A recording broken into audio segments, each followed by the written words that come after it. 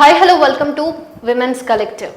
మనం ప్రతిసారి రేప్స్ గురించి మాట్లాడుతూనే ఉన్నాము, కానీ ప్రతి నిమిషము ఎక్కడో చోట ప్రపంచవ్యాప్తంగా ఏదో ఒక ఘటన మహిళల మీద అరాచకాలు జరుగుతూనే ఉన్నాయి. ప్రతి చోట రేప్స్ జరుగుతూనే ఉన్నాయి. ఈ ప్లేస్ ఎక్సెప్షన్ అనేది లేదు, ఈ మనిషి ఎక్సెప్షన్ అని లేదు, ఈ ఏజ్ గల మహిళ కానీ అమ్మాయి కానీ ఎక్సెప్షన్ అని లేదు. సో ఎట్లాంటి ఎక్సెప్షన్స్ లేకుండా ఈరోజు రేప్ కల్చర్ అనేది వనువున వ్యాపితమై ఉంది. అయితే ఈ నేపథ్యంలో రోజు మాట్లాడుకుంటున్నాం, అదంతా ఓకే, కానీ చాలా దగ్గరగా అంటే మనం ఉంటున్న ప్రాంతంలో మరీ దారుణమైన ఘటనలు, ఒక మూవింగ్ బస్లో అత్యాచారం జరగటం అనేది ఎంతవరకు అసలు అంటే మన భారతదేశంలో మహిళలకి రక్షణ వ్యవస్థ ఎట్లా ఉంది అన్నదానికి నిదర్శనంగా నిలుస్తుందా, లేకపోతే మన భారతదేశంలోని ప్రజలకు పౌరులకు అసలు మన న్యాయ వ్యవస్థ మీద కానీ చట్టాల మీద కానీ రాజ్యాంగం మీద కానీ గౌరవం లేదనే దానికి నిదర్శనంగా నిలుస్తాయా ఇట్లాంటి ఘటనలు? ప్రతిసారి ఆడవాళ్ళు బయటికి రావటం, మాకు జీవించే హక్కు ఉంది, రేప్ కాబడే హక్కు లేదు మాకు, వి డోంట్ డిజర్వ్ ఇట్ అని చెప్పేసి గొంతు చించుకొని అరవటం, ఆ తర్వాత 2 రోజులకు అది వెళ్ళిపోవటం, కాలం అట్లా ముందుకెళ్ళడం, ఆ కాలం ముందుకెళ్తున్న కొద్దీ ఇంకా ఇంకా ఘటనలు పెరగటం, ఇది తప్ప ఇంకేం చూడట్లేదు. రేప్ కల్చర్ ఎంత ఈజీగా కామన్ అయిపోయింది, ఎంత నార్మలైజ్ అయిపోయిందంటే ఆ విధంగా ఈరోజు మేము వచ్చి ఫెమినిజం గురించి మాట్లాడినా, మా చాయిస్ గురించి మాట్లాడినా, ఇండివిజువల్ చాయిస్ గురించి మాట్లాడినా, వేటి గురించి మాట్లాడినా కానీ వచ్చే వ్యతిరేకత ఒక రేప్ జరిగినప్పుడు మాత్రం ఎవరు నోళ్ళు మెదపట్లేదు. ఫస్ట్ ఆఫ్ ఆల్, ఒకవేళ ఏదైనా రేప్ ఘటన జరిగితే మన భారతదేశం కాబట్టి ఇది అత్యున్నతమైన భారతదేశం, ఎక్కడైతే కులాలు మతాలని పెంచి పోషించబడుతున్నాయో కాబట్టి ఇట్లాంటి దేశంలో ఒక రేప్ ఘటన జరిగితే ఆ అమ్మాయిది కులమేంది మతమేంది అన్న దాన్ని బట్టి రెస్పాన్స్ ఉంటుంది. అదేవిధంగా రాజ్యం తయారైంది, రాజకీయ నాయకులు తయారైనరు, ఆ తర్వాత పౌరులు కూడా అట్లనే తయారైనరు. ఇదంతా మనకు తెలిసిందే.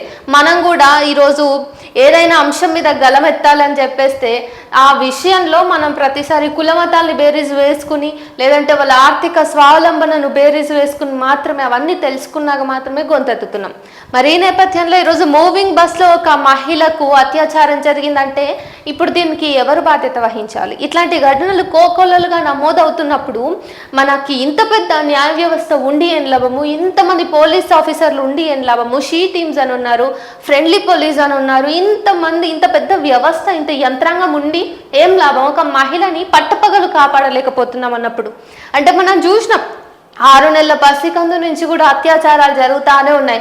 రీసెంట్గానే ఒక వీడియోలో కూడా మనం చూసినాం, ఒక బర్రె మీద అంటే బఫెలోను కూడా వదిలిపెట్టకుండా అత్యాచారం చేస్తున్నాం. అంటే ఇంతటి నేర ప్రవృత్తి మన మెదళ్ళలోకి వచ్చిందంటే సైకలాజికల్గా మన హ్యూమన్ బీయింగ్స్కి మనందరికీ ఎట్లాంటి ట్రీట్మెంట్ కావాలి, ఎట్లాంటి కౌన్సిలింగ్స్ కావాలి, ఇవన్నిటిని మనం ఒకసారి సమాలోచన చేసి వీటికి సంబంధించి ప్రభుత్వాలు నిర్ణయాలు తీసుకుని చట్టాలు చేసి ప్రతి స్కూళ్ళలోను, ప్రతి కాలేజీల్లోనూ, ప్రతి చోట ఓపెన్ పబ్లిక్ ప్లేసెస్లో కూడా ఈ అవేర్నెస్ క్యాంపులు కానివ్వండి, లేకపోతే సైకలాజికల్గా మనందరినీ ప్రభావితం చేసేలాగా కౌన్సిలింగ్స్ కానివ్వండి, మాస్ కౌన్సిలింగ్ కానీ ఇవన్నీ ఎందుకు పెట్టట్లేదు మనం? ఈరోజు చూసుకున్నట్టయితే ఈ మూవింగ్ బస్లో దారుణం జరగటం ఏంటి? ఆ మహిళ పోలీసులకి కాల్ చేసింది, కాల్ చేసినా కానీ వాళ్ళు సేవ్ అయ్యారో? సరే, పోలీసులు స్పందించారు. ఎప్పుడు స్పందించారు? ఘటన జరిగిపోయిన తర్వాత ఇక్కడ ఉస్మానియా యూనివర్సిటీ పోలీస్ స్టేషన్కి దగ్గరలో ఆ బస్సు వచ్చినప్పుడు పోలీసులు పట్టుకున్నారు. అయితే ఇక్కడ ఆల్రెడీ ఇద్దరు పరారీ అయిపోయినారు. డ్రైవర్ స్వతహాగా ఒక ప్రైవేట్ వెహికల్స్కి సంబంధించిన బస్సులో ఒక అమ్మాయి అంటే సాధారణ మహిళ జర్నీ చేస్తుంటే ఆమె జస్ట్ ఒక ప్రైవేట్ వెహికల్లో, అది కూడా హరికృష్ణ ట్రావెల్స్కి సంబంధించిన ప్రైవేట్ బస్సులో నిర్మల్ నుంచి ప్రకాశం జిల్లాకి చెందిన పామూరుకి వెళ్తున్న నేపథ్యంలో ఈ ఘటన జరిగింది. అయితే ఈ దుర్ఘటనలో నిజానికి నిందితులు ఎవరు అంటే బస్ డ్రైవర్స్ అయిన కృష్ణ ఇంకా సిద్ధయ్య. వీళ్ళిద్దరు కూడా ప్రైవేట్ బస్ కాబట్టి ఇద్దరు డ్రైవర్లు ఉన్నారు. వీళ్ళిద్దరు కూడా బస్సులో ఇంకెవరు లేనిది చూసి విండోస్ అన్ని క్లోజ్ చేసి అమ్మాయి మీద అఘాయిత్యానికి పాల్పడ్డారు. అప్పటికి ఆ అమ్మాయి 100 నెంబర్కి డయల్ చేసినప్పటికీ దాన్ని ట్రేస్ అవుట్ చేసి అదంతా జరిగే లోపు అక్కడ జరగాల్సిన నేరం అయితే జరిగిపోయింది కదా. ఇదంతా జరిగింది. పోలీసులు అప్రమత్తమై ఓయూ దగ్గర పోలీస్ స్టేషన్ పరిధిలోకి వచ్చిన వెంటనే తీసేసుకున్నారు అదుపులోకి. అట్లా తీసుకున్న తర్వాత కూడా 2 నిందితులు దొరికారంటే లేదు. ఇట్స్ అ క్లోజ్డ్ బస్, అదొక క్లోజ్డ్ వాహనం, వెహికల్ అయినప్పుడు ఆ అమ్మాయి వాళ్ళ నుంచి తప్పించుకోలేదు, బట్ నిందితులు తప్పించుకోగలిగారు.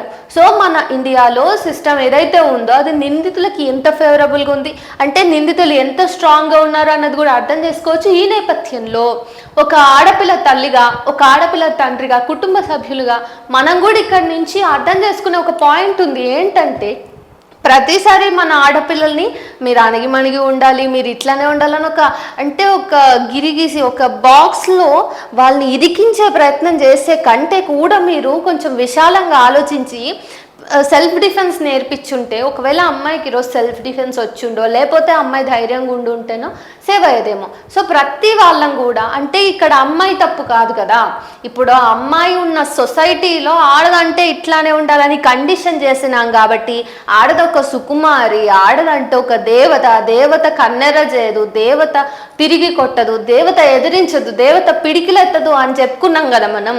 దేవత ఎప్పుడు సౌమ్యురాలు, దేవత ఎప్పుడు నవముఖంతోనే ఉంటుంది.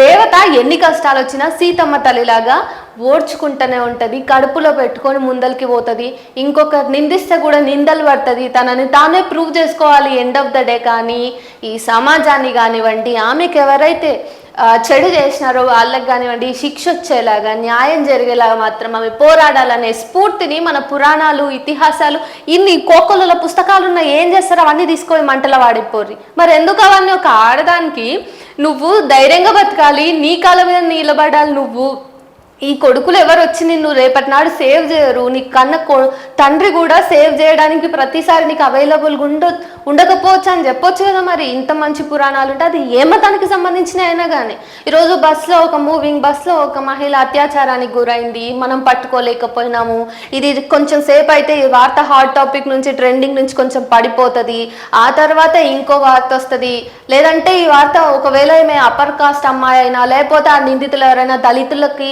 లేదా దళిత మైనారిటీ సామాజిక వర్గానికి చెందిన వాళ్ళు అయి ఉంటే ఈ వార్త వెంటనే ఈజీగా అంటే ఇట్లా మంచి ఈజీగా హైలైట్ అయిపోతుంది, ఎట్లయినా దీని నుంచి తప్పించుకోవాలని చెప్పేసి ప్రభుత్వాలు